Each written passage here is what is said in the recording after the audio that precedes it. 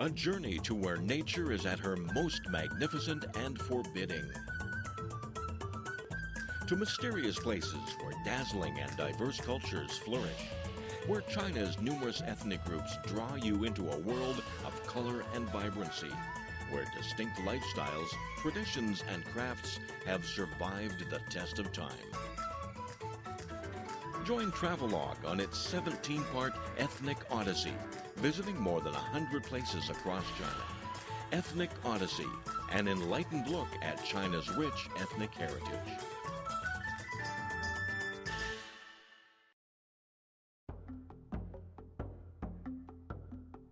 In this week's episode of Travelogue, we explore the oldest grottos in China, go on a shopping spree with Uyghur friends in Kashgar, and rediscover a long-lost form of music.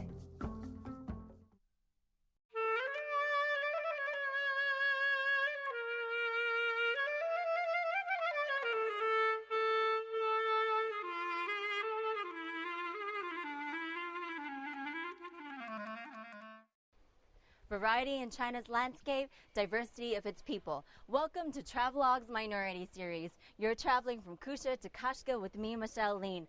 In Xinjiang, you've already seen the lives of the local modern Uyghur minority. But where does local culture come from? What's influenced it? Let's go find out. Xinjiang is the largest province in China with a unique geographical condition and cultural heritage. South of the Tian Shan Mountains in Xinjiang are numerous cities populated by Uyghur people. In ancient times, these cities were part of the Silk Road. At this time, the western end of Hesi Corridor was split into three. In this area, numerous kingdoms flourished. One of them was the kingdom of Chuzi, known today as Kucha. Kucha is located in the south of Xinjiang, at the southern foot of the Tian Shan Mountains. Kucha is a Uyghur word meaning communications hub.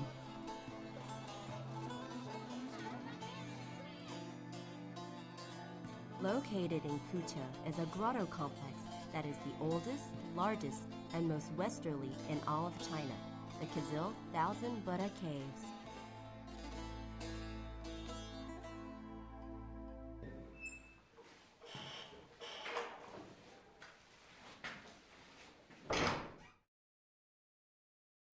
The murals that cover the walls of the caves have a definite Indian influence, seen in the clothes and mannerisms. Many of the murals are of a typically Gandharan style. That's a combination of the spirit of Indian Buddhism and ancient Greek art.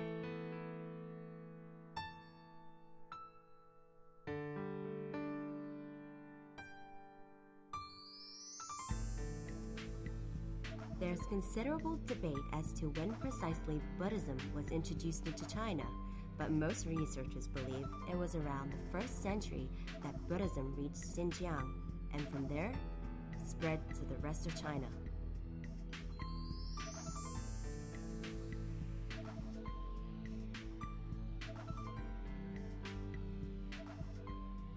There's something typically ancient Greek in the long faces, high noses, beards, and dress robes in these murals. In its interpretation of Buddhist legend, Gandhara art incorporated many motifs and techniques from the classical Roman art, including vine scrolls, cherubs bearing garlands, tritons, and centaurs. The basic symbolism, however, remained Indian.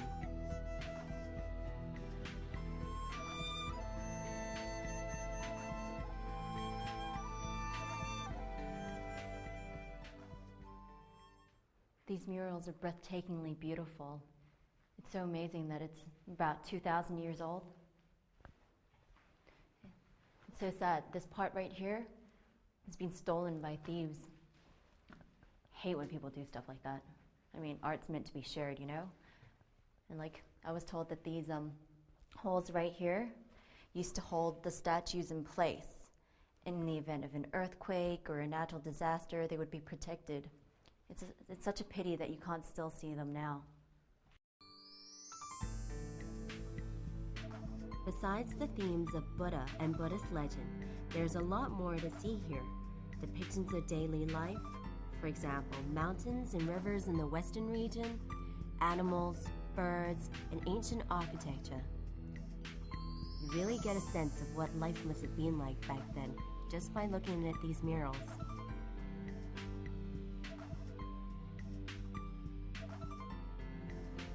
If the murals are anything to go by, songs and dances must have featured prominently in the daily life of the people of Chuzhe.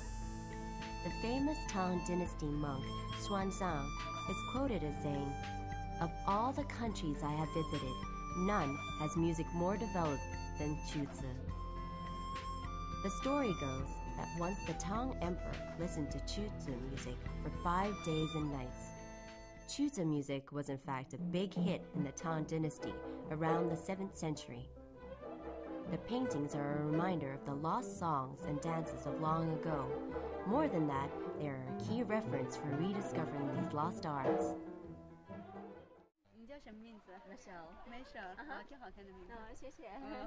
I met up with 2 dancers and they tell me that the traditional dances have been recreated by analyzing the paintings.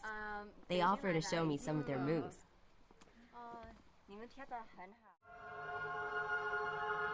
The dance describes the story of the aspars who flew down to earth.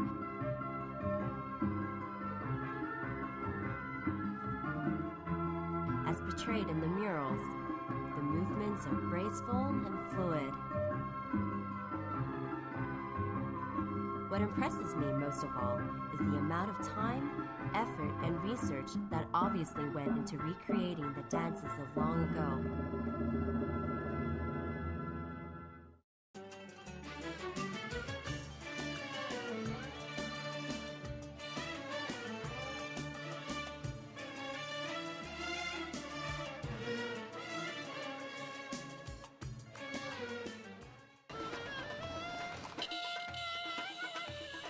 Kucha is a city with a long and culturally rich history, and while Uyghur people today live in a modern city, they still maintain some forms of their traditional lifestyle. For example, the headgears still worn by the women and the dopas by the men. Another example is the use of donkey carts. It can be very unnerving to be stuck in what I can only call a donkey jam. The use of donkeys as a means of transport is so prevalent that Kucha is often referred to as the town on the back of the donkey. There are over 40,000 donkeys here, compared to the human population of 400,000. That's a 1-to-10 ratio. It's no wonder they joke that there's enough donkeys in Kucha to carry everyone in the country. That's not to say that there aren't any cars, but really, what's the point of a petrol-guzzling machine when there's donkey power? The people of Kucha definitely know how to slow down and enjoy life as it comes.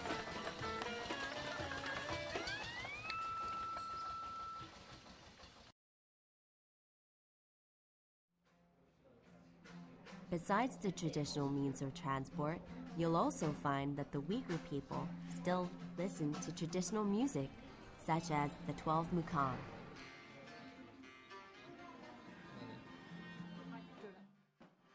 In the mid-16th century, the imperial concubine Amani Sahan of the Kingdom of Yarkand decided to compose a piece of music in 12 cycles. They became the 12 mukam, which can be divided into 3 large sections, each containing 25 to 30 melodic sub-branches.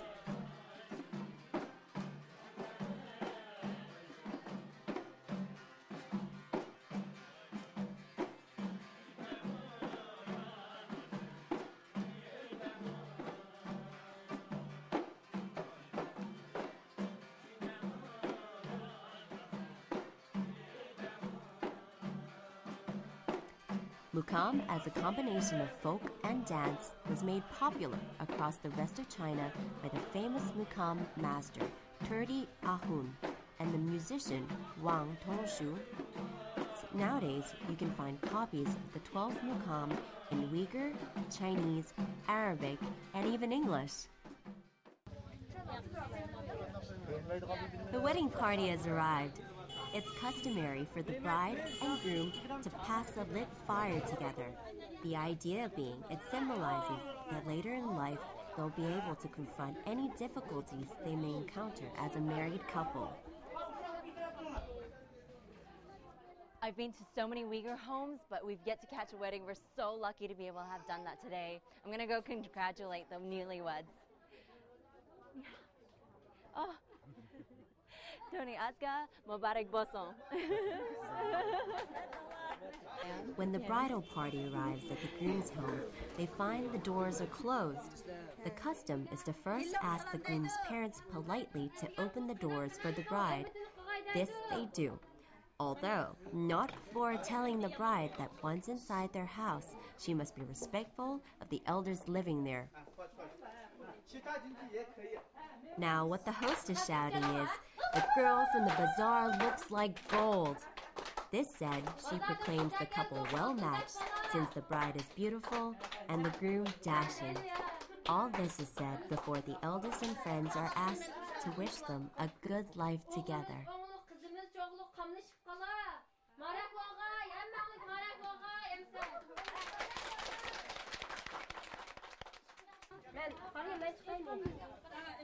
While everyone else is dancing and generally making merry, the close female relatives and friends are busy arranging the wedding gifts that will help the couple prepare for their new life together.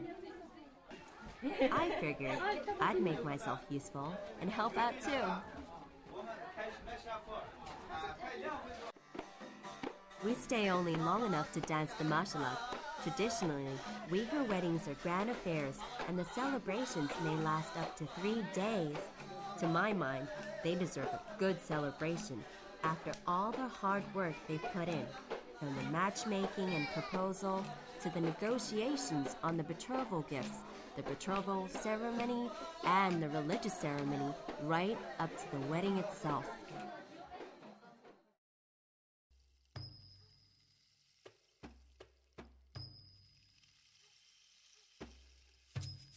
Located 20 kilometers northeast of Kucha County, at the foot of Tian Shan Mountains, are the ruins of an ancient temple called the Subash Buddhist remains.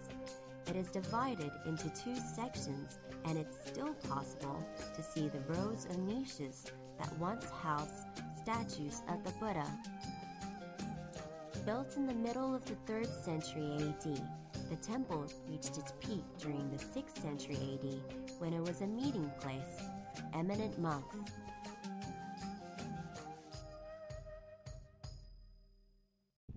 Over 1,200 years ago, 6,000 monks would gather weekly at the stupa to discuss and exchange Buddhist teachings. It's so surreal being here. You can almost still feel the spiritual aura that surrounds the place.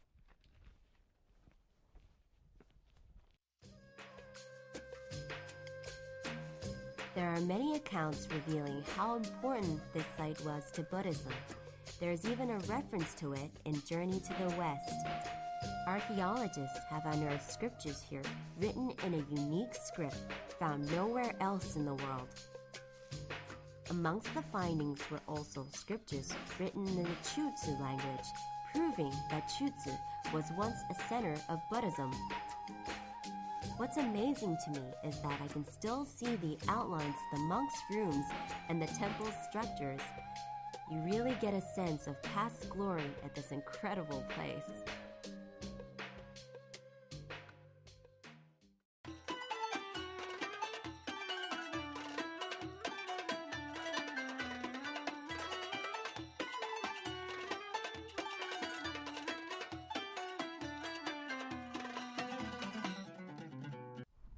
From Kucha, we drive past the Tian Shan Mountains to Kashgar.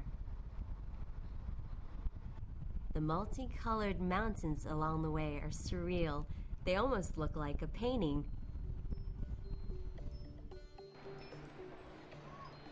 Kashgar was once an important stop on the Silk Road and a center of commerce.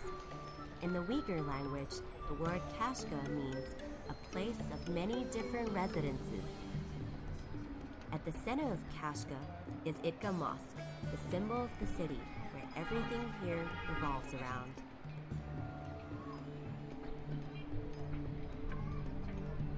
Kashga is one of the most culturally rich cities in China. It's interesting to discover that here, specialty crafts are confined to different neighborhoods. Some are known for their ironwork, for instance, and others for their wood carving or pottery. Now, one such neighborhood is Kaziabishi.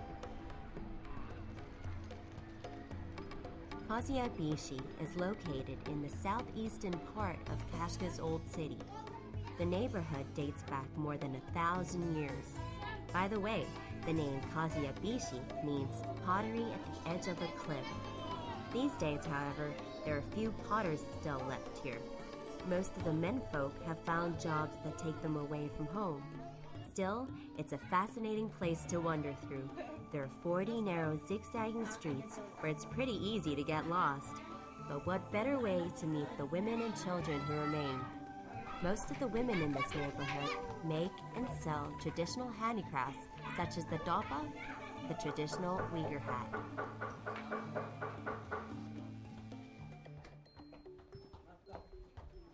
The neighborhood of Kaziabishi has about 640 families. Some of these homes date back about 500 years, and most of these homes are involved in some form of handicraft or pottery, so you can buy like a local souvenir from here if you like. I'm going to try and get some. But before you even think of entering a home, take a careful look at the door. In the Kaziabishi neighborhood, the main door is in two parts. If both parts are closed, it means there are no men at home and only female guests are allowed in. If one door is open, there is a man at home and all guests are welcome.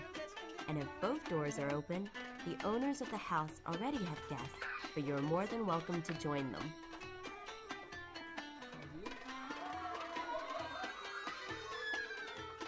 Don't be fooled by the modest exterior of these homes. Once inside, you'll see that the Uyghur people place far more emphasis on the interior of their homes. The window and pillars are intricately carved with traditional Muslim engravings. And it's obvious that the Uyghur people take great pride in their homes.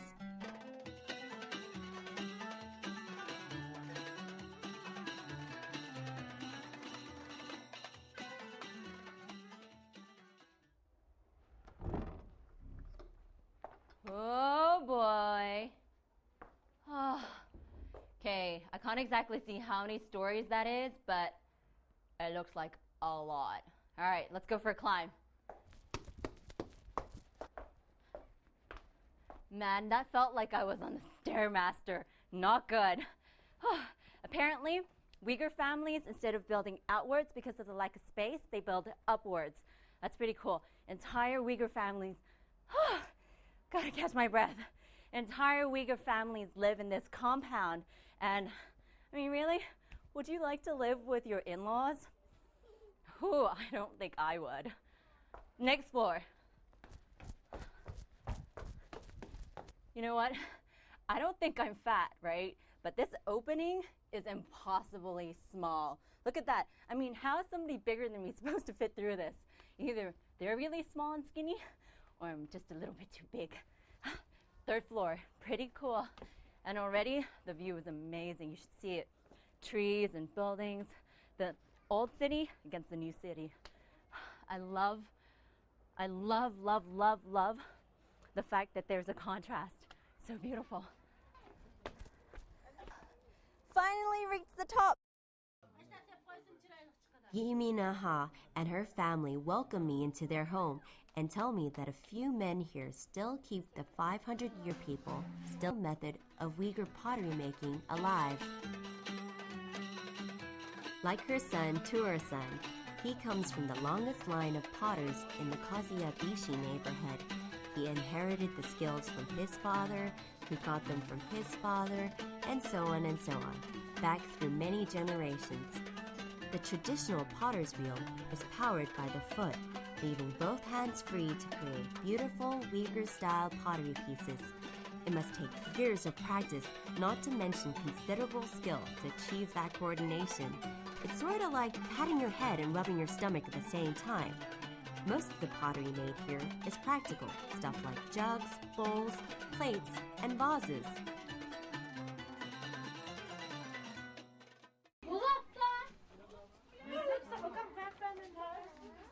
If you come to Yimini Han's home, you'll find that like any mother, she's proud of everything her son makes.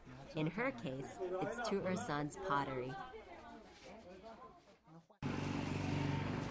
For most Uyghurs, the handicrafts they make are a useful source of income.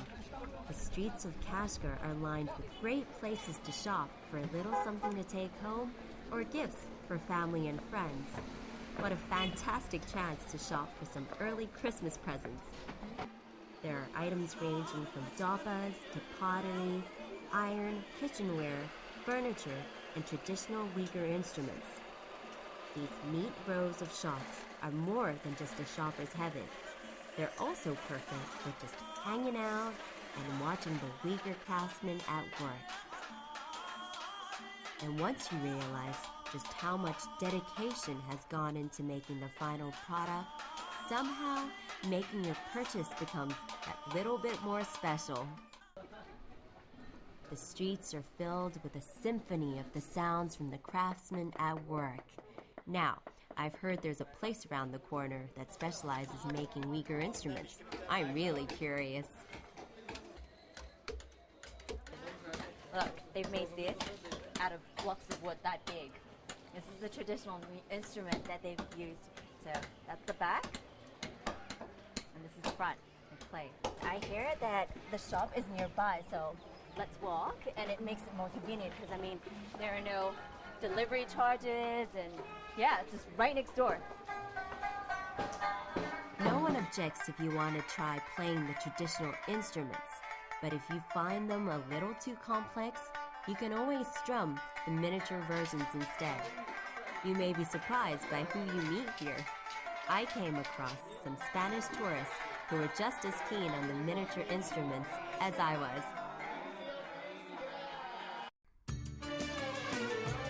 I happen to love visiting local markets, and I hear that if you're looking for a little bit of local Kashgar flavor, there's nowhere finer than the Central Asia International Grand Bazaar. My friend Eleanor accompanies me to help score some bargains. If you're looking for material for that new silk shirt, this is just the place to come. But it's not just about the clothes. If you want to add a little Xinjiang to your home, there are plush carpets, beautiful vases, intricately decorated teapots, plates, and mirrors to browse over. The Uyghur people are exceptionally good businessmen. Perhaps this is a trait from the days of the Silk Road.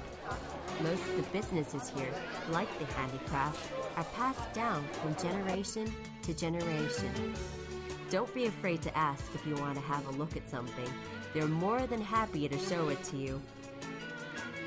Rows of spices, preserved fruit, and nuts line the aisles, and the vendors yell out, offering passersby a taste of their produce.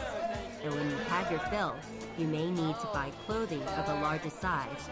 I'm not quite sure if fur is my thing, but if it's yours, you know where to come. Look at this. I reckon it's quite nice. I don't want it.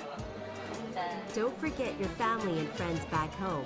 There are local souvenirs ranging from handcrafted wood to replicas of the traditional instruments. And if there's space in your bags, why not pick up one or two of the cotton-filled sleeping mats used by the locals? But here's a word of advice. Be sure you know exactly where the exits are before you run out of cash.